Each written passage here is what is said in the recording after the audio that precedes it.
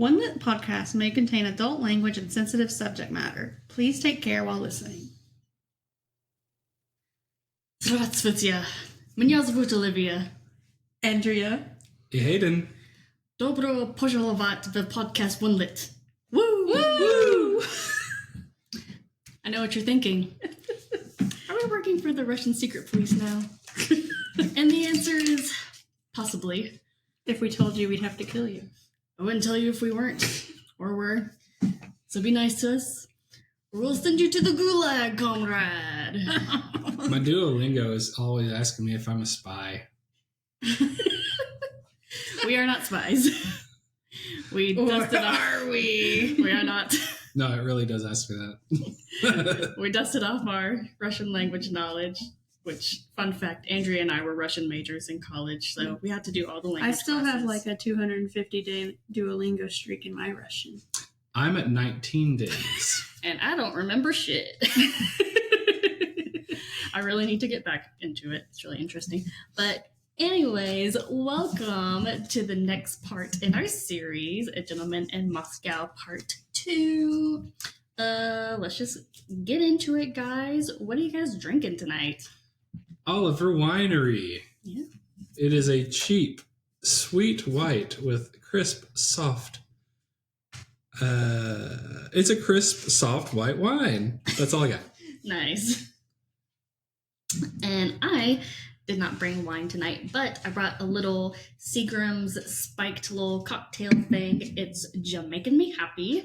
It's got lemon, strawberry, watermelon, and guava, and it's real good. Oh, yeah, just because it says cheap, it's real good. Mm-hmm. Mm-hmm. Yeah, I really like this. All right, y'all ready to jump in? Yep. All right, grab yourself a drink, cozy, snuggle up in a cozy corner, and get ready to get lit. So we left off last week with an ominous warning, showing that in less than 4 years, Rostov would be trying to climb onto the roof of the Metropole, planning to throw himself off the roof and ending things. Dun dun dun. It is now June 21st, 1923, and Rostov is planning on meeting Mishka because it's the 1 year anniversary of the last time Rostov set foot outside the Metropole. And Rostov wonders why people go to such lengths to mark time and celebrate anniversaries. And he decides that it allows the isolated to note that another year of hardship has been endured and they have survived. So he dons his finest smoking jacket and goes downstairs. When he reaches the lobby, he notices a very attractive woman coming through the doors. And she has these 2 Borzoi dogs on leashes. And those are the dogs with the long snouts. If you've ever seen that meme that, didn't they do it for you? Oh, that's what they are. Those are the dogs. Yeah, I had to look it up. And I was like, oh, hey, Kirby. I forgot about that. We used to do it all the time. Yeah, those are the dogs that she's holding. And Not very well. yeah, Rostov is like, that kind of dog's supposed to be like a hunting dog and sitting at the feet of its master before a fire. So what are they doing here in a grand hotel in the hands of this very small woman?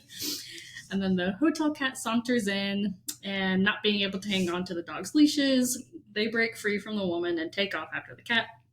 But Rostov is able to halt them with a whistle and then come trotting up to him. The woman comes up to him and says, "Thank you, I'm afraid they're ill-behaved." But she kind of has this like air of coldness. But Rostov, being the gentleman, is like, "Hey, no problem." I did like this part. I thought it was really funny. He said, "Well, my boys, where do you hail from?" "Arf," replied the dogs. Yeah. "Ah," said the count, "how lovely." Yeah, I like how we see him like talking to animals throughout it. Like in the first couple chapters, he like talks to this pigeon that's like outside his window. Then he talks to the cat occasionally, and The then one-eyed now like cat. these dogs and everything. So it's very sweet. So an hour later, after that, he's in the bar waiting for Mishka when he notices the woman from earlier sitting across from him with a man. And they make eye contact, but then they look away from each other, immediately acting as if they hadn't seen each other. Soon Mishka walks in and Rostov gives him his seat so he can sit with his back to the woman. and Rostov is all ready for a good night with his friend when Mishka tells him that actually he can't stay that long because he has to get back to Congress with the RAPP. And then we hear about a little love interest happening with Mishka and this other girl, Katerina, who works with him. So Rostov is like, no wonder he's dressed so good tonight. So he ends up leaving, and then Rostov is beckoned by Audrius, the bartender.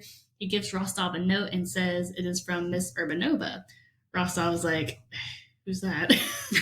So, Anna Urbanova, the movie star. Yeah, he's like, Anna Urbanova, the movie star? She was the woman sitting across the table from you? I don't watch movies. Like, I've kind of been in this hotel for a couple of years now. You can't go to the movies. So Rostov opens the note, which reads, "Please allow me a second chance at a first impression in Suite 208. Smooth. So Rostov goes up to room 208 and is ushered in by an older woman, Olga, saying Miss Urbanova will be with him in a minute. He's looking around the room and thinking, thank goodness all the Bolsheviks who used to work on the second floor are now at the Kremlin. So Anna comes out and they greet each other. Anna asks him to have dinner with her, so they get room service. And the dogs are there milling about, and Anna says that sadly she's not a dog person, but they were a gift from an admirer. So she just feels bad about getting rid of them. But Rostov starts asking her about her day and was planning on being the gentleman and serving her, but she makes like quick work of preparing both plates. They were having fish. She deboned a fish. Yeah, she was so fast In and a flash. precise on cutting off the head and fin, separating the fillet from the spines, and he's just like entranced in it. And he's like, oh, I need to pour us the wine.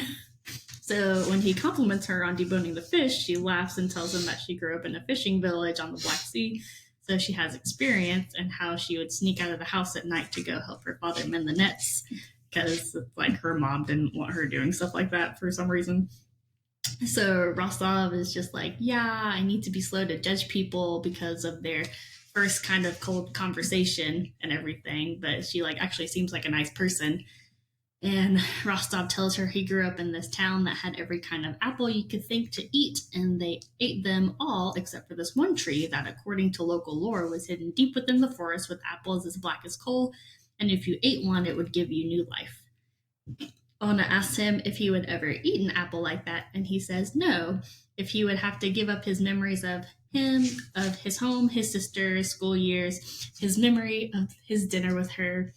So Anna stands up, comes around the table, and kisses him on the mouth. And Rostov says he feels one step behind Anna.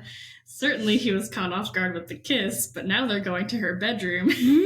And she's undressing herself. Here's the spice section, y'all. Yeah. Spicy. Before the spice, though, I actually enjoyed this part where he's sort of thinking to himself, I pride myself in being one step ahead, but it's kind of nice to not know what's coming next. Exactly. Yeah. He's like, ugh, but to be seduced. Much more relaxing. Yeah. There's no pressure on you Yeah. if she's doing it. He's like, I can just sit back and ride this bad boy. There is no question about it. Yeah. He can lazy starfish. Aiden. He could lazy starfish. So they get funky. And then she practically kicks him out with a, don't forget to draw the curtains as you go. Oh, I know. Ouch. So Rostov leaves. But he picks up her shirt. He Yeah. does pick up her blouse and hang it as he's Because she leaving. comes in and she's like sexily just like, Throws it on the fall floor. onto the floor. Yeah. He's like, I can't let this sit here. Mm-hmm. So after he leaves from the room, he's like half dressed and everything, and he's thinking to himself, he like thinks of himself as a ghost walking the empty hallways. And Rostov says the reason ghosts only walk the halls at night is because they have no desire to see the living. What they seek is a little peace and quiet. So Rostov goes back upstairs, and he actually decided to take the elevator this time instead of the stairs. And when the doors open, he finds the cat sitting there, and it says the cat looks at his appearance with disappointment. So Rostov is just like trying to fix himself. Like we were talking about, he like interacts with animals like they're people, and it's really cute and everything. So He's a gentleman. yeah, he is to animals as well. Well, the cat's a general, right? Yeah. General. I don't remember what he is. General Kutuzov. Yeah, I don't remember the name. Kutuzov is his name. Yeah, but anyways, Rostov gets upstairs, and before he can go into his room, he feels a breeze on the back of his neck, and he's like, "Where's that coming from?" So he walks to the other side of the hall and notices a hatch to the roof, which has been left open, and he climbs up onto the roof, gazes out over Moscow. The night airs remind him of summer nights of his youth, and he is dazzled by the lights of the city and the constellations in the sky. While gazing, someone calls to him from behind and startles him. It's a handyman who works at the hotel, and we find out he has a little camp and lives on the roof. He invites Rostov for some coffee and bread with honey spread made by the bees living at the top of the hotel, and then they kind of spend the rest of the night talking of days from their childhood. We find out that this guy grew up in the same town that Rostov grew up in. Then we go back and are in Anna's point of view. Oh, well, 1 second. Yeah. So this comes back later. But do we get his name? The maintenance man? I don't think we do here. I don't think we do in this part. The maintenance man, they're talking about the bees, and he's, he makes the comment, because, the honey has a flower taste, and they're like, oh, it's the lilacs from the this lavender one place from the gardens. And he's like, well, I've heard stories that bees will just travel anywhere, and they'll come back just to taste that one flower. They'll come back, and it does come back. So I remember that part, but we'll talk about that later. Yeah. So we go back and are in Anna's point of view when Rostov leaves after their crazy night. As he was leaving and she was drifting off to sleep, she was undisturbed by the images of him gathering his things, closing the curtains, and then hanging her blouse back up in the closet. But then sometime during the night, the image of him picking up her blouse started to trouble her. And on her train ride back to St. Petersburg, she was muttering about it. And by the time she returned home, it absolutely infuriated her. And she says, "Who does he think he is? Pulling out chairs and whistling at dogs, putting on airs and looking down his nose is more like it. But by what right? Who gave him permission to pick up a blouse and hang it on its hanger? If I drop my blouse on the floor, what of it? It's my clothing and I can treat it as I please." And then one night, the thought of his gesture made her so mad that when she undressed, not only did she throw her clothes to the floor, but she instructed her staff that they were not allowed to touch them. And she keeps doing that for 2 weeks until Olga, who was the woman Rostov had met at the door at the hotel, tells her she's acting like a child and to pick up her clothes. So she's like, "Oh, you want me to pick up my clothes? Here, I'll pick up my clothes." And she takes her clothes and just throws them out the window. So she's lying in bed like, "I don't care what the neighbors think of me, or I don't care what all of Russia thinks of me." And yet she cannot sleep. And then in the middle of the night, she creeps down and gathers all of her clothes back. That was funny. So it's now 1924, and Rostov says that ever since his night with Anna Urbanova a year earlier, he has found himself slowly turning invisible. He could be dining in the piazza when a couple would approach his table with the clear intention of taking it as their own. He could be standing near the front desk when a guest would nearly knock him off his feet.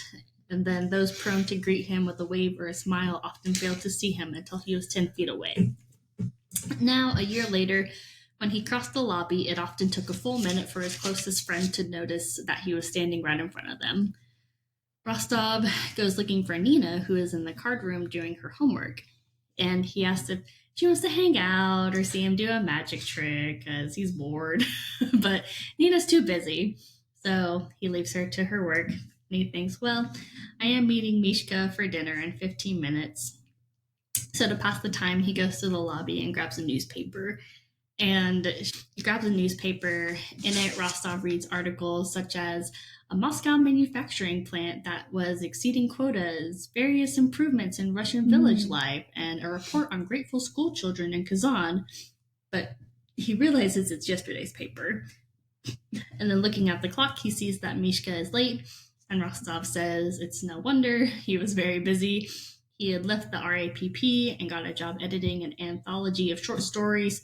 We also find out that his relationship with Katerina has flourished, and it seems as if they may marry. Rostov then gets a message given to him from Arkady.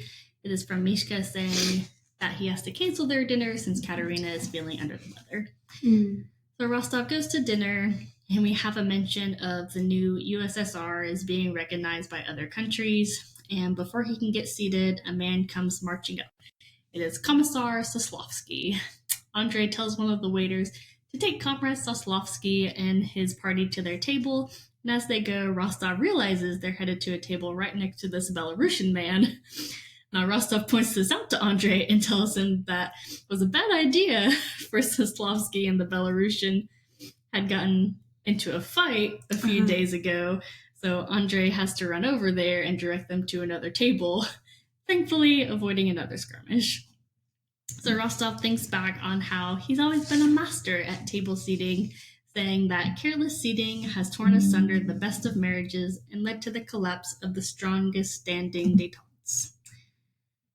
And then Rostov is now seated and looks at the menu. He figures out what he wants, and he hears his waiter at his back ask him if he's ready to order. So Rostov turns around to find the crappy waiter from the Piazza is now working at the Boyarsky. And he's like, oh crap. But figures he's just there because they're understaffed. So he orders, but then they get into a little tiff because Rostov asks for a Barolo wine, which is a red wine. And this guy is like, so would you like the red or white wine? So they go back and forth. Rostov is trying to make him understand that there is no such thing as a white Barolo wine, and the other guy telling him his only options are white or red. Rostov eventually asks if Andrei can come over, and Rostov basically tells Andrei in the nicest of words that, like, hey, I expect this kind of crap from the Piazza, but not here. So Andrei tells him he is sorry, but Mr. Halicki had promoted the waiter to now work at the Boyarsky, and Andrei assumes he has a friend in the party with some influence, and that's how he, like, got his position and everything. So Rostov apologizes, says it's not Andrei's fault if they thrust this guy at him, but Rostov would please just like to order his Barolo to go with his meal. Andrei gives him a sad look and tells Rostov to follow him. Andrei takes him through the kitchen and down in the wine cellars of the Metropole.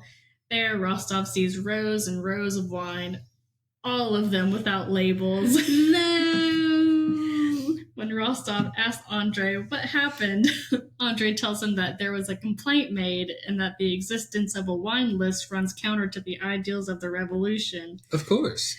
That it is a monument to the privilege of the nobility, the effeteness of the intelligentsia, and the predatory pricing of speculators.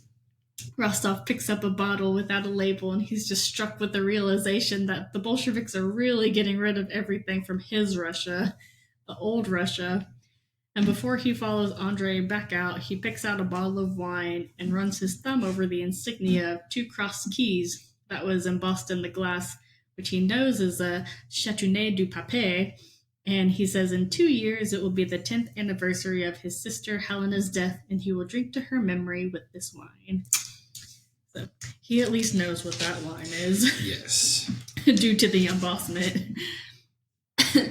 It's 1926. Rostov is standing at the windows of his old room, and he's thinking about how all humans have to eventually choose a philosophy or a framework by which to live their lives. Many people choose to live their lives by religion, others by science, or the work of Nietzsche or Hegel, but Rostov frames his life around the meteorological, or around the inevitable influence of clement or inclement weather. He believed in the early frosts and lingering summers, of ominous clouds and delicate rains, of fog and sunshine and snowfall. And he believed most especially in the reshaping of destinies by the slightest change in the thermostat. Mm-hmm. And he's looking down on Theater Square, which had been empty a few weeks ago, but with a slight increase in temperature, now the trees are starting to bloom and couples are milling about.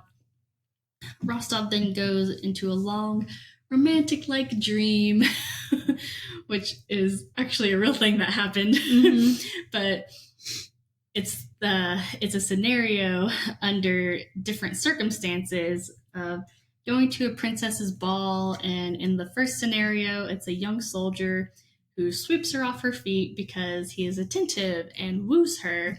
But in the second, it is Rostov who sweeps her off her feet due to specific circumstances where the soldier eats too much during the meal, he's not attentive to the princess, and then he's cocky when people suggest playing a card game and he loses all his money and goes home. So Rostov is like, hey, we'll just split it or something. He's like, you can have it back. Or yeah, after he loses his money, he's just like, it's no problem. Like, we'll just and she hears of his gesture. Yeah. So Rostov is roused from his thoughts when he hears someone behind him asking, "Who are you? What are you doing here?"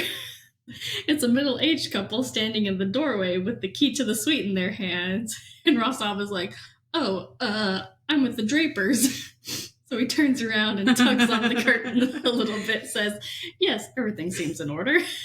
And then he rushes from the room. Rostov then goes to Nina, who winds up being in the ballroom. She is... Oh, this is where she's doing it. She's doing, before, I didn't correct you, but they were working on prime numbers the first time. Yeah. I knew that she was doing it. Never mind. This is where they're doing the experiment. She's 13 now. Because when they were doing prime numbers, Count Rostov corrects her on one, and she says, "Mon Dieu." And he goes through her work correcting which one she had incorrect. Never mind. I apologize. You should have said something. Sorry, I didn't. I should have. Because I didn't write it in my notes. I thought maybe I missed it, but I thought it was later on. So the gravity thing is now before it was prime. Okay, well, but still, he had a moment with Nina. That's okay. All right. Previously, you were on a roll. Previously, she was just working on math. Now she's sitting with a pad of paper, a set of scales, a measuring tape, and a sprinter's watch. In her and this boy, Boris, who is standing up in the balcony where Rostov and Nina used to hide during assemblies, they're about to do an experiment, testing the speed of gravity and how objects with different mass fall at an equal rate. When Rostov then asked if they would like to have dinner with him after the experiment, they, alas, had another experiment to perform that included a bucket of water, a bicycle, and the perimeter of Red Square. Mm-hmm.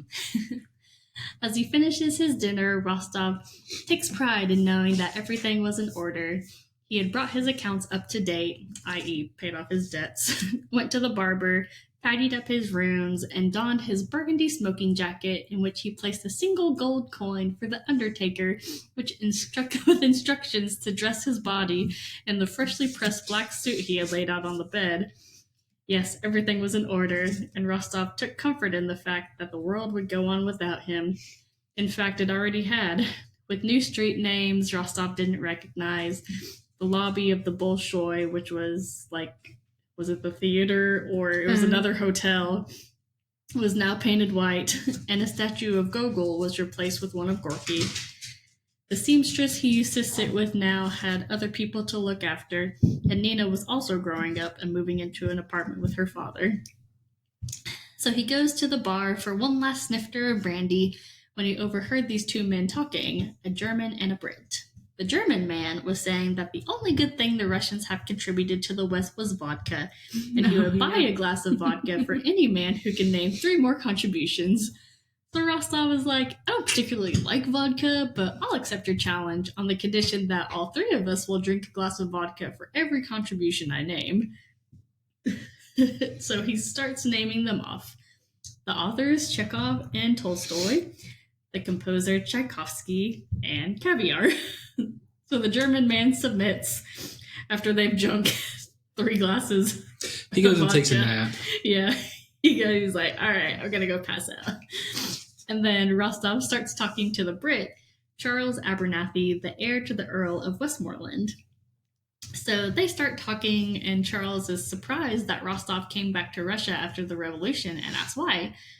Rostov then tells the story of going to the princess's ball that he was daydreaming of earlier and him winning over the princess instead of the soldier.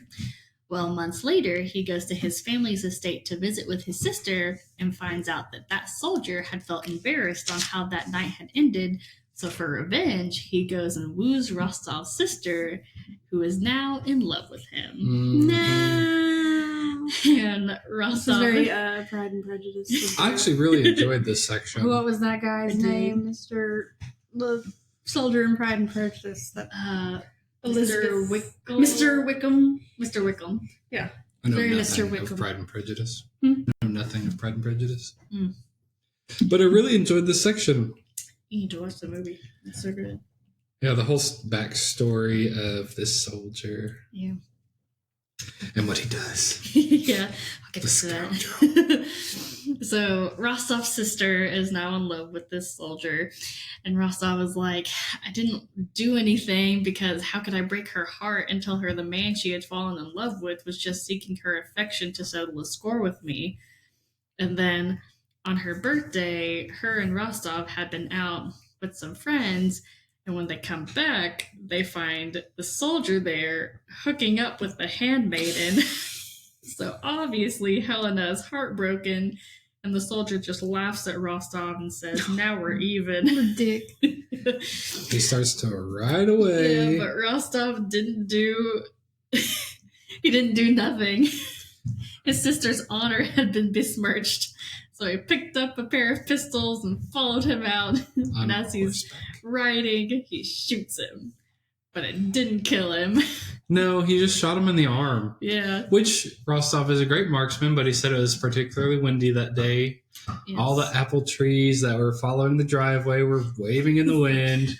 If it weren't windy, I think he mentions the driveway was kind of sloped. Yeah. Yeah, so they're going around. It's a circular drive. His carriage is going to the right. Rostov's going to the left. Sprints to the left. And they meet each other's eyes, and instead of him just like backing down, the soldier starts like galloping. Oh yeah, he was Like, gonna run. He's going to run, yeah. And then he shoots it. Yeah. Mhm. Shot him in the arm. Yeah. And then... So he didn't die. No. But He lives. But being the gentleman, He patched him up. Rostov bound his wound and drove him home with the soldier cursing at him all the way.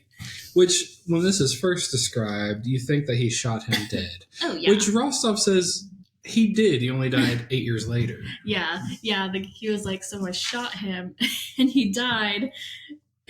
And Charles is like, you killed him? And he was It's like, 8 months later. Oh, 8 he was months like, later, sorry. Well, he died 8 months later. But anyways, so he shoots him in the shoulder. So now his right arm was lame, and he basically lost his position as a soldier. So when the soldier's father filed and complained against Rostov, his grandmother had sent him to Paris. So that's why he left Russia in the first place. And then the war broke out, and the soldier insisted on fighting, and he ends up dying on the battlefield. So that's basically how Rostov thinks he killed this man. Like, if he hadn't shot him in the soldier, causing his arm to become lame, he probably would have been like good enough to fight and everything. So then Rostov says, while he was biding his time in Paris, his sister died of scarlet fever. There's the guy's like, of a broken heart? Yes, that part's funny. He's like, Charles is no, like, did she Charles. die of a broken heart? Only women in novels die of broken hearts. Only women. It's a very Nina moment. Right? Women only die of broken hearts in novels, Charles. Idiot. I love that. It's like, no, she died of scarlet fever. Idiot. That's his young romantic brain just going there. Yeah. So it's like the story he told Nina Yeah, when she's like, oh, did the oh. princess marry the blacksmith? Like, no, that would never Or happen. did they duel over a woman? Yeah. He's like, no. There's It's always a like, woman. things like that don't actually happen, you know? That's something I just remember from that first part, too, is Rostov says, in the first section of the book, we're going back a little bit, is how he says that duels should only take place once they have crossed the sea. They can point their pistols out to the ocean and shoot Mm-hmm. at the farthest of distances. Yeah, he said nowadays people like have duels over the most trivial things. Yes. It's the Russian way. Yeah. But there's that, and Rostov says it's all a chain of events, and had he not done what he did, he would have been at his sister's side whenever she died. So he feels a little bit guilty about leaving Russia. And after his drinks, Rostov then heads up to the Metropol's roof. He looks out upon the city one last time, thinking to himself that as long as there have been men on Earth, there have been men in exile. He thinks that as early as the 18th century, the Tsars had stopped kicking their enemies out of the country, opting instead to send them to Siberia because exiling them from Russia was not punishment enough. If you left the country, you could start your life again, essentially finding a house and a job. But when you exile a man from his own country, there is no beginning anew. Because you can't escape from the memory of a place you're still living. Like when you're still living there. But he's on the roof and takes out the bottle of Chateauneuf du Pape he had taken a few years ago and raises a glass to his sister Helena. Then he walks over to the parapet intending to jump when he hears his name being called from behind him. The handyman Abram. Yeah, so if we hadn't known his name earlier, it's Abram, the handyman, who lives on the roof. And Rostov can tell he is in a state of excitement. Not even noticing that Rostov is standing on the edge of the roof, he comes over and tells him to hurry quick. They've returned. For he will not believe it. I love it. He says, hurry quick, for he will not believe it if he tells him. So Rostov goes over to the corner of the roof to see that the bees have returned. And their honey tastes like the apple trees of Nizhny Novgorod, where Rostov and Abram grew up. They traveled all the way there. Yeah, over 100 miles. Yeah, we learned that the bees had left for a while, but then they came back. So Rostov then bids goodnight to Abram, heads back to his room, taking the gold coin out of his pocket. And the next day, Rostov is there, as always, at the Boyarsky at 6 p.m. So, crisis averted. Woo! 1930. Rostov makes his own breakfast in his room, and after finishing it, he turns towards the door and finds a letter on the floor that someone had shoved under his door. There's no names or anything on the front of the envelope. It says 4 o'clock, and then he opens the package to find something inside. But we don't know because it doesn't say. No! So we're then taken back a few years to 1928 and the start of the first 5-year plan. And we get this little ominous warning that things are changing for the worse. There was a drafting of Article 58 of the Criminal Code basically stating that even anyone who disagreed with the Union would be punished.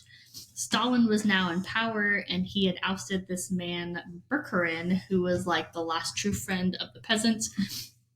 And Rostov mentions that none of this stuff happened all at once, but it was like a little bit at a time where these pieces were shifted into place like the glass shards of a kaleidoscope, and the full weight of these decisions weren't felt by the people until like decades later. And then Rostov says, and so it goes for the Metropole Hotel, that things changed, there are new people working there, and we travel to the Boyarsky, which is flourishing, and who walks into the kitchen but Rostov, with the white dinner jacket of the Boyarsky draped over his arm. And we find out that Rostov is now the head waiter at the Boyarsky, which I wanted him to be. Perfect for it. I was like, you know the menu, like front to back, you know everything about wine, which, I mean, I guess they just had white and red wine for a while. But still, like, he knows everything there is about, like, good service. So I was glad whenever we came to this. Oh, yeah, and then we also find out that due to a French ambassador not being able to order a bottle of Bordeaux in 1927, wines with labels can now be found again at the Metropole. Uh-huh. So Rostov sits with Emil and Andre, and they're going over the dinner menu, but before they go, Rostov pulls out the envelope that had been shoved under his door, and he shows the 2 other men what was inside. It was saffron. And then they're talking about needing these other ingredients because they're trying to make something, but we don't know what that is. So then Rostov is walking through the crowded lobby when he hears someone yelling, "Comrade, comrade!" And he thinks, you used to never hear that word being used, but now it's the most commonly used word in Russia. And thanks to the word's versatility, the Russian people had finally been able to dispense with tired formalities, antiquated titles, bothersome idioms, even names. You could address anyone as comrade. And Rostov realizes that it's he who's being called for when he gets a tug on his sleeve from the man who works the mail window. and he says there's a letter for him. It's from Mishka, whom Rostov had not heard from in half a year.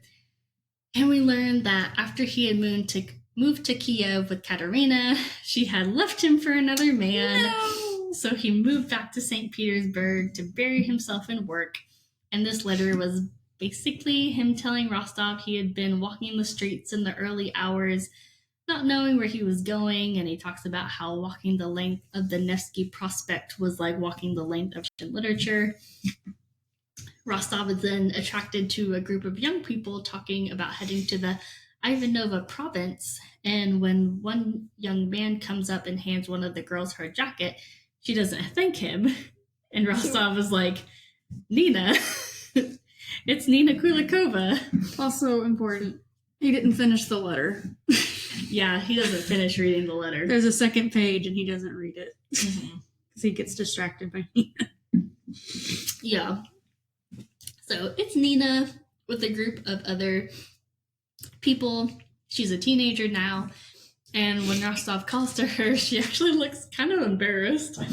And Rostov thinks perhaps she'd rather not have to explain to her comrades about her acquaintance with a former person.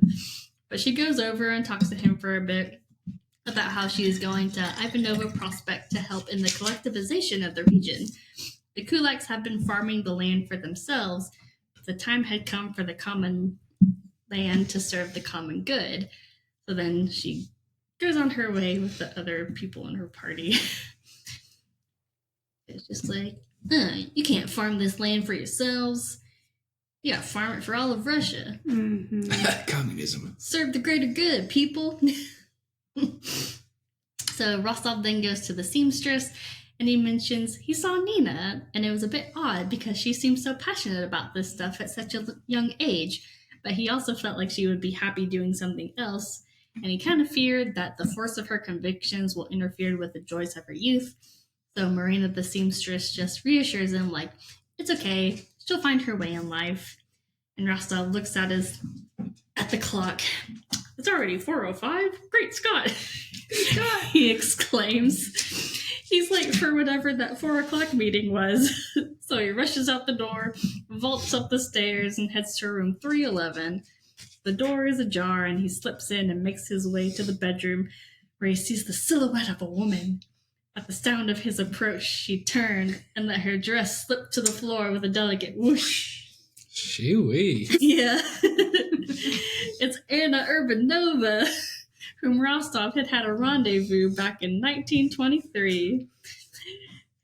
Yeah, I have in my notes. Here the book kind of breaks the fourth wall, and it's like, wait a minute, what pattern of events happened for them to cross each other's paths again? So we find out that in 1928, Anna had starred in a movie directed by a man named Rosotsky.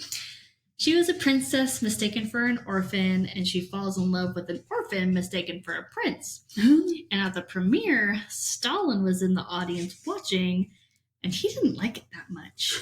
No. What was one to make of Rodosotsky's incessant return to the era of princes and princesses, of waltzing and candlelight and marble stairs? Had not his fascination with the past begun to smell suspiciously of nostalgia? So the movie then received bad criticism, and Rosotsky's political reliability came into question. So Anna then tried to save face by cutting ties with him because she knew that things could escalate quickly for him, and she didn't want to be dragged down too. And that would have saved her if not for a new invention that came out of America's Hollywood, the talking picture. And it said that Anna had a beautiful face, but unfortunately her husky voice was not suitable for the screen. No. And it makes me think of Singing in the Rain. So with that, she was ultimately called a has-been. Oh. And in a matter of months, she had all her belongings taken by the party, and she had to move in with her old dresser. Rostov then sees her one day come into the Boyarsky with a gentleman, and they have dinner, and when Anna invites him up to her room for a nightcap, he declines and leaves. So Anna turns around and makes eye contact with Rostov, and she's humiliated because she got rejected. So she looks at him and is like, you might as well come up. And they had a drink. So what she would start doing is every few months, she would come to the Metropole and spend her time inviting a director she knew to have supper with her at the Boyarsky. And she would talk to these directors about the films they made and about how she just loved this one little scene with a secondary character that was actually so impactful on the whole. And then after dinner, she would bid them good night and just put that little spark in their minds that, like, okay, maybe her days of being the main character are over, but shouldn't she be just perfect for that one little role? So she would go up to her room after that and just wait for Rostov. Their little, like, rendezvous that they would have every couple of months. So they kept doing this until one day she got a little role playing a factory worker, and her performance moved one of the officials of the Ministry of Culture so much that he talked her up and she got famous again from doing these little secondary roles. So Rostov is making his nightly rounds at the Boyarsky before they open for dinner. Everything has to be perfect, and if it's not, Rostov will see to it that it's fixed. And he likens this to how Napoleon must have appeared, where in the hour before dawn he walked among his ranks, having learned from experience that victory on the field of battle begins with the shine on a boot. But Rostov says, no, Napoleon's battles only lasted a day, never to be fought again. The Boyarsky is actually akin to Gorsky at the Bolshoi Theater, which he was a Russian choreographer, and having to do multiple performances of a play to the same standard of perfection. Now, this was the life of the Boyarsky, a battle that must be waged with exacting precision while giving the impression of effortlessness every single night of the year. All is going well with dinner when Andrei comes up to Rostov and tells him that there is going to be a private function in the Yellow Room, and they've asked for Rostov specifically to wait on them. Rostov is taken aback, but he does his duties and goes into the Yellow Room to find there is just a table set for 2 people. There's a man sitting in one seat. His neck and wrists were as thick as a wrestler's, and there was a scar above his left ear. Rostov asks if he can bring him anything to drink while he waits for his guest, and the man says that won't be necessary because Rostov is his guest. It's the former colonel of the Red Army and current officer of the party, Osip Ivanovich Glebnikov. He tells Rostov that he has a very interesting background and his job is to keep track of certain men of interest. Glebnikov tells Rostov that Russia has opened diplomatic relations with France and Britain, and they will soon have them with America as well. So, to make a long story short, Glebnikov says he wishes Rostov would teach him French and English, but he doesn't want to just learn the language. He wants to understand their privileged classes, for those are the ones in power in the West. It's a matter of developing certain diplomatic skills, but for a man in his position, he has to pursue these matters discreetly, so people won't think he's betraying the party and everything. So he proposes to Rostov that he will dine with him in this room once a month and teach him French and English and about Western societies, and in return, he'll basically do whatever Rostov wants. But being the gentleman, Rostov raises his hand and tells him, if you're a customer of the Boyarsky, then I'm already at your service. What a gentleman. I know, so nice. This might be a dumb decision, but what a gentleman. Yeah. So after that, Rostov approaches the bar and he hears how lively it is thanks to jazz coming to Russia from the Americas. There was another change that made the bar so lively, was the fact that there were now 3 young cute hostesses walking around, and it mentions that they listened more than they talked, and that every week they were required to go to this place, and this guy would record word for word things that they had overheard from the week, reminding them of their duty to their country. And Rostov is like, you would think that the foreign press would be a little more tight-lipped in what they would say, but no, they actually had a wager going on who would get summoned to the Commissariat of Internal Affairs. So they would literally just make up shit, and then whoever got called is just oh, that was my lie. It literally says the hostesses were supposed to remember everything they said and then send it to that guy, and it would be this ridiculous stuff to get a rise out Yeah, of. seriously, just like make up shit. That he's breeding a flock of pigeons that could lay an egg in the morning and deliver a message at night. Yeah. That's funny. But anyways, he sits at the bar and orders some absinthe, which Adrius is surprised with because he knows Rostov's habits. And he's like, you've never ordered absinthe. But he brings him a bottle that only has a few ounces in it, and Rostov says, it'll do. And he heads up to the second floor. And as he's walking up, we have this little run-in with the bad waiter guy who is now like the assistant manager to the hotel, and he's just like, what you doing? And Rostov was like, oh, I'm going to the Boyarsky. I forgot my pen there. And he's just like, so he lets him go. So as he's like walking back to the Boyarsky, we return to this plan that's being hatched between Rostov, Emil, and Andre. And it's a plan they've been working on for 3 years. And they were planning on making something. Some of the ingredients were hard to come by, so they like waited patiently until they were able to get all the ingredients that like just so it happened that like everything came into order for like this night. So Rostov goes into the kitchen and they're making this dish when the bishop enters through the doors. And like whenever him and Rostov had that like interaction in the hallway, he was already like pretty suspicious of him. So I think he just like followed him to the Boyarsky. So he walks in and asks them what they're doing. And Emil just kind of gets pissed off at his question that he comes at him with his knife like, bitch, this is my kitchen. And the guy runs out the door. Then Andre points to Emil's hand where instead of his knife, he had actually picked up a stalk of celery. And they laughed. So the meal that they were making was bouillabaisse, which is a stew made with fish, mussels, vegetables, and etc. So they continued to eat and talked about anything and everything, and they're having a good time, laughing, and we find out that as a kid, Andre had run away and joined the circus, and he juggled knives, and then came to Moscow and fallen in love with a woman, so he stayed. The maitre d'. Yeah, and Rostov and Emil were like, you can't juggle knives. So he's like, watch me. And he starts juggling knives and everything. So they kind of just like spend the night just hanging out and having fun and everything.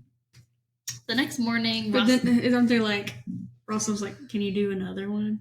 So oh yeah, they keep adding. Yeah, he's like juggling 3 knives, and then someone's like, "But can you juggle 4 knives?" So he's like, "Yeah." So the next morning, Rostov was looking for the letter Mishka had sent him, but he can't find it. It had accidentally fallen in a gap between the bookcase and wall, and we find out that the verses Mishka had written, because he had like written like a poem and everything, but they weren't his. They were those of the poet Vladimir Mayakovsky, who was a poet laureate of the revolution, but we find out that he had shot himself. Everything. Which I looked it up, and he was a real person and everything. And there was like some question If he shot to himself his suicide and everything. And they were through the just like, heart. Well, I don't know. It's kind of hard. That's what it says here. Had shot himself through the heart. Either way, That's a real intense way to go. Yeah. I looked at, like, I didn't dive too deep into it, but there were some people who were just like, nobody. Did he commit suicide because of like He was shot because he was depressed, or was it like he didn't like Could have gone either way. how the Soviet Union had like actually turned out he and got everything. shot. it could have gone Either either way. way. It's more likely that he got shot, but honestly, I wouldn't be surprised if he killed himself. Either way, he was dead. He did. So we switch to Nina's point of view, and she's boarding a train to Ivanova. And we learn that since the first 5-year plan went into effect, tens of thousands of comrades had done their part building power stations and steel mills and manufacturing plants. And now, because of the increase in demand for bread, the grain-producing regions were going to have to do their part. So what are we going to do? We're going to go exile 1 million kulaks, who happen to be the region's most capable farmers, and then the remaining peasants look at modern agricultural technology with suspicion. And there are also tractors being in short supply, and bad weather resulting in low crops. But given the imperative of feeding the cities, the precipitous decline in the harvest was met with increased quotas and requisitions enforced at gunpoint. Which sounds nice. And then he has this entire note about basically propaganda. Yeah, exactly. They're not allowing reporters into the countryside, and anything that comes to like a reporter, they're like, oh, that's an exaggeration. If I'm remembering correctly, Russia at this time, it did have a lot of like little clubs and things that supported different political parties, and it says that Nina joined one here. I'm blanking though on which party this is. She joined a party. Mm-hmm. Like Nina, who joined the Udarniks. The Udarniks. Mm-hmm. I didn't look it up. I'm just saying about some history classes I took where there were like specific Russian parties, and a lot of them were focused on younger children. Oh yeah. Yeah. But either way, yeah, there was a ton of censorship going on at this time.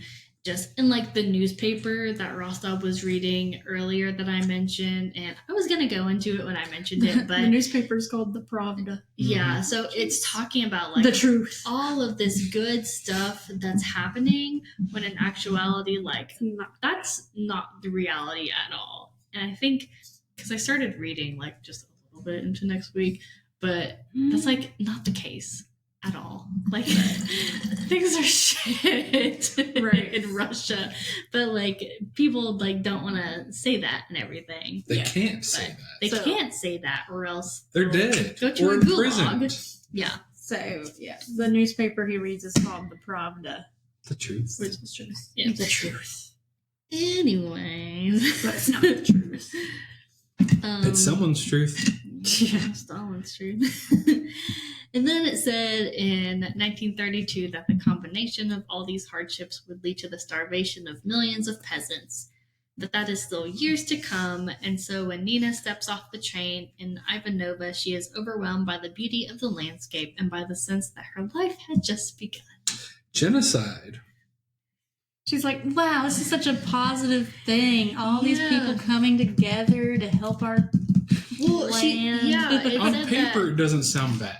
Whenever she said that she like stepped out like off the train and everything was still like good and everything. So it was like the scenery was beautiful, and there was like so much wheat and everything, and it's just like, oh yeah, like these are like, this is good, and I'm here to like help expand this and everything. But then it's gonna be like, actually death. There's none of this stuff. They're being threatened to work these fields. Lots of death and starvation. Day out. Mostly starvation and death. Yeah. Like, On I'm an so sorry. unrelated note, I remember in Russian poli-sci, there were the Mensheviks. Mm-hmm. Do they come up? Oh. I don't know. Like, are they in this time frame, or they come later? Or... Oh, they should be in the same. Because they come after the Bolsheviks. They're like 1930s, I think. I would look it up, but I'm not connected to the You're internet. not, So... I did really enjoy my like Russian history. It was for a sociology class, I think. Actually, we were going over traditions. One of them being like a Russian wedding tradition, which was pretty wild. The Mensheviks were founded in 1903 and dissolved in 1921. So they rose to prevent the Bolsheviks from coming. And they failed. Yeah, I was like, they should have been around the same time that the Bolsheviks were a thing, but I didn't remember exactly what they were. I must be confusing it with some other parties that arose in the 30s. There's a lot. Oh, I'm sure. Well, I mean, their freaking secret police changed names like 5 times. Right. So. Yeah. And there were youth groups to try to indoctrinate them. I mean, there was a lot going on. Yeah. You can also think about Germany. That is also true. I mean, that happened in Germany as well. But I remember specifically this was Russia. When I think of those little clubs you're talking about, I can't help to think of that for Germany. I can't help but think of that Always Sunny episode where they watch that video of their grandpa. Oh, that's right. Their grandpa was like the little kale. Their little grandpa Nazi was a kid. Nazi. They're like, oh look, we're having so much fun. We're like raising our hands up, and I forgot about that. Because the volume's down, and they're like, oh, what do we say?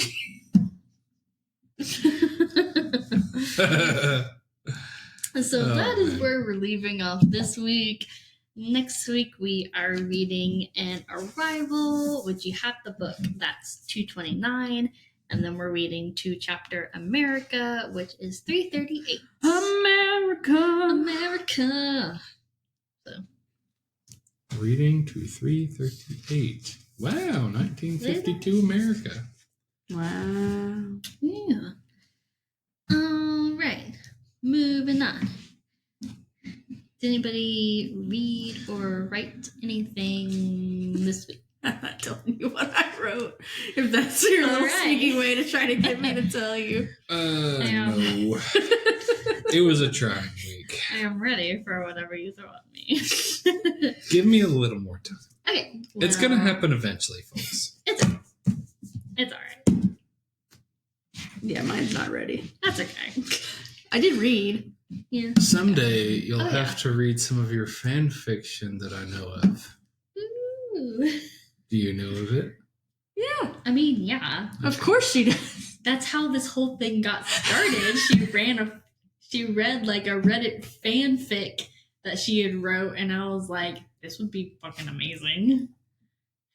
Is it the one that I know of? The Kylo Ren? Yeah. Yeah. Okay. I wrote a Kylo Ren fan fiction. You could probably find it. It's not finished. Adam Driver. I you liked stay it. away. It was good so far. I just got writer's block. I can't think of where I want to go.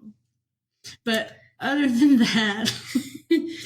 But anyway, so it seems like I'm the only one who like actually read anything else. I read. So, excuse you. for Christmas, Hayden gave me a book of Grimm's fairy tales. Ooh. So I have actually been reading some of those this week. Cool. And, Which ones? just like random ones. So obviously, like, Think of like Hansel and Gretel. exactly. So I read Rapunzel, Snow White, Cinderella, Rumpelstiltskin, Little Red Riding Hood, which is actually a little red cap or something. Yeah, which Grimm's, if you don't know, of course, is like traditional fairy tale, folk tale, but they're dark. Oh, yeah. A lot of them end with death. Oh, yeah. It's just like, they... Shocker, they die in the end. Yeah. So like, you did read Cinderella? I did read Cinderella. Yeah, Cinderella's so it's like, dark. their eyes got picked out, and then they... Yeah, she gets mutilated. Like, They're their blinded. toe and foot off, and then Sleeping Beauty is in there, too, and they put, like, red hot shoes, like, on her feet and everything.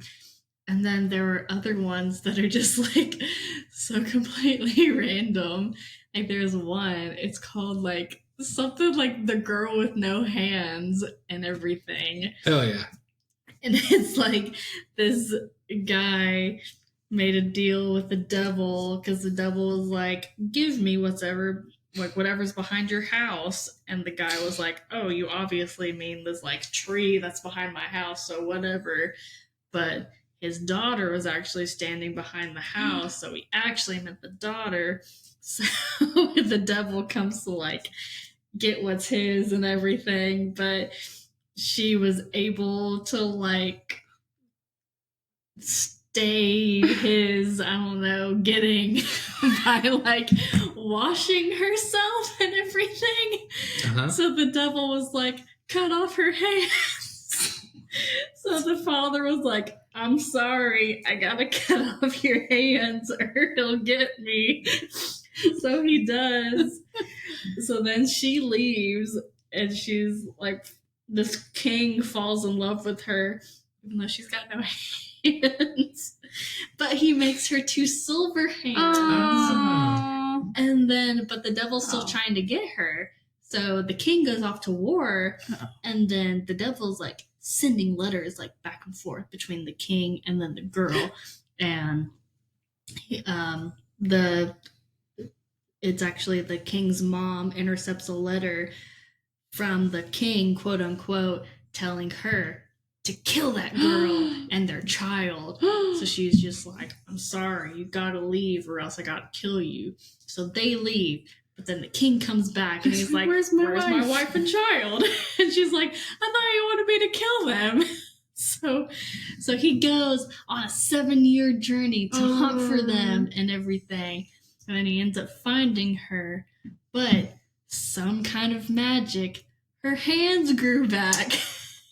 Okay. And everything. So whenever he sees her, he's like, you're not my wife. She doesn't have hands. Oh my god. But this is awesome. But she had kept the silver hands, and he's just like, you are my family. Wait, so he was legit gonna be like, this woman who looks like exactly my wife. Sounds exactly. Isn't my wife. Has hands now. You got hands. Oh my god, it's like Cinderella thing. It's like, I danced with you all night, but I can't tell you what you look like. He was drunk. Yeah. Can you blame him? Yep. So there's that. But they lived happily ever after. Yay! And then, there's just a lot of like really weird ones. That's good. Grimm's weird. Yeah. That I read and just like, So that was just one. There's like the book you gave me seriously has like over 200. Wow. So I just kind of picked and choose, and I wanted to sing like Into the Woods for a lot of them. So yeah, because especially Rapunzel, there's the mention of Rampion, which is another name for Rapunzel, which I didn't know that. Oh. So just sing it. It's just great information. The Rampion. Rampion, my champion, my favorite. Greens. Nothing but greens. Parsley, pepper, cabbages, and celery. So yeah, she's All right. But she doesn't come in and be like, I don't want your bread. I don't want your bread. That's how she says it. No, she doesn't. It's Meryl Streep, right? Yeah. Yeah, she's like, great. She's like, we can give you her bread. She's like, I don't want your bread. I don't want your bread. Nothing cooking in that belly now, is there? Like, you bitch. No bun in that oven. But yeah, it was good. It was dark and I've been fantastical. But yeah, it was dark and fantastical. So So I've been having a good time, just kind of like jumping around different stories. That's fun. And everything. And also Snow White. I actually just read that one today. She's stupid. She takes that out. What did she do? In the original story, the evil queen, she like disguises herself, and she literally goes to Snow White like multiple times trying to kill her, and she keeps accepting this woman with open arms every time it fails.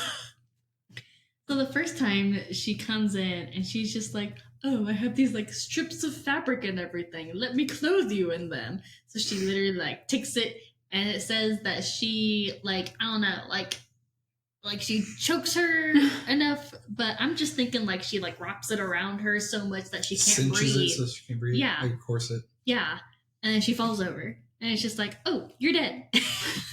But she's not dead. And then the next time she comes with this like poisoned comb and everything. So she's like, oh, let me comb your hair. And Snow White's just like, I almost died a couple of days ago, but let me bring this other lady in that I don't know. So does she look like a different lady each time? I guess. Okay. I'm assuming. She's not the same. Oh my gosh. lady If she looked the same, I literally wouldn't have like, oh my gosh, yes, you should have died because you're so stupid. The second time she comes, she just has a mustache. You can't, like, you don't recognize the lady that almost killed you. This whole book is about not recognizing people. You don't recognize your wife. You don't recognize the princess that got away. Most problems occur because you don't recognize people.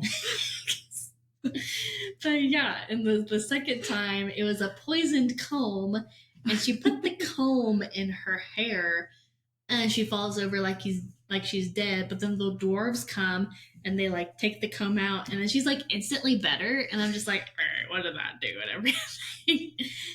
And then it's the poisoned apple. I think there's only 3, but the evil queen and everything had only poisoned half of the apple. Because at that third time, third time's the charm and everything, Snow White was like, I don't think I should believe you, but she's just like, here, I'll eat the apple with you. So she gives her the poisoned half, while she eats the unpoisoned half. How did she know? And then she dies, but then she wasn't really dead, so like they put her in the like glass casket and everything. And then that prince comes, and it's real creepy because he's like, let me buy this dead person off of you. Okay. And then while he's taking her casket through the forest, they hit a little bump, and then the poisoned apple piece comes back from her throat. You're kidding me. That's how it happened. So it like she didn't actually eat it. It was just stuck in her throat. She got the Heimlich. She got that Heimlich. And then the prince was like, I must marry. I must have you now. It's so creepy. So what was he gonna do with her? I don't know. He was just He gonna wasn't stare at her. He Is thought that she was all pretty. he was gonna do? I don't know. I thought she was pretty. Probably not. Who knows? Oh my god. So yes, it's been really weird. It's been a really weird experience That's reading fun. that. That's what I was going for. Thank you for that. You're welcome.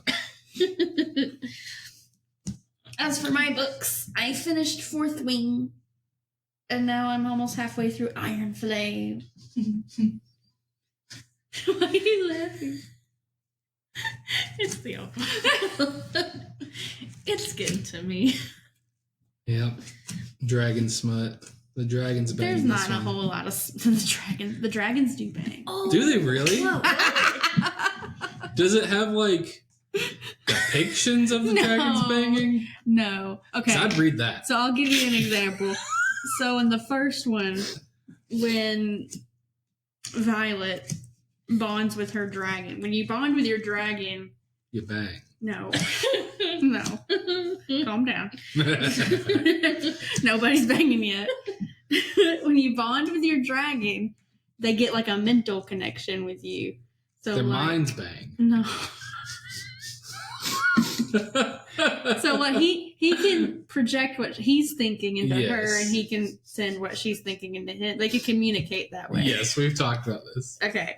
So, but they also get each other's emotions. So, like, if the dragon is upset, she'll be upset. Mhm. So when the dragon is doing other things, Like Ooh. banging. because her dragon, Tarn, is bonded with her love interest dragon, Sigil. So they can feel their dragons banging in Yes. their mind. Well, not yeah, they can feel the emotions that they're feeling, the and they're passion. getting all hot. So Violet, this is before her and Xaden got together. Xaden, what a stupid name. Yeah. Hate it. Yeah. I'm just kidding. It's a great name. Your name is literally It's so close to your name. I know. Anyway. No, I said it because I have a little cousin named Xaden. I'm joking. So one night, she is like in her room just chilling. And then she starts feeling hot and bothered. Like, she's like, "Ooh, oh my God, what's wrong with me?" And she's like, "I am burning up. Like, I gotta get out of here. I'm thinking about Xaden, and I shouldn't because we're not supposed to be together and whatever." So she starts to go out her door, but Xaden has like put like a security guy on her because he's worried about her getting like assassinated in the middle of the night. Anyway, because if she dies, he dies. And at the time, that's all Violet thinks this is. He's just keeping her alive to keep himself alive. But anyway, so she opens the door, and that guy is like, "Hey, what's going on?" And she's like, "I cannot talk to you. I gotta go." She just like runs out the door, runs out. It's snowing outside. She's like, oh my god, I gotta go down. And then who does she see? Xaden. Well, just talking with a friend, and he's just cool as he can be. And they're talking to each other, and she's like, I want to like mount him so bad, like here in this courtyard. And he's like, what's going on? And he's like, the drag. He's just like, it's your dragons. Like, our dragons are getting it on. The dragons are banging, so I want to bang.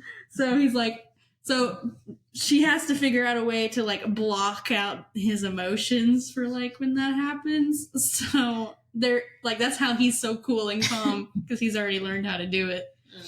So you can turn it off where you can't like be connected to him all the time. But they don't. Well, they do. They get a little frisky here, but nothing happens. But yeah, so the dragons do bang. Happens.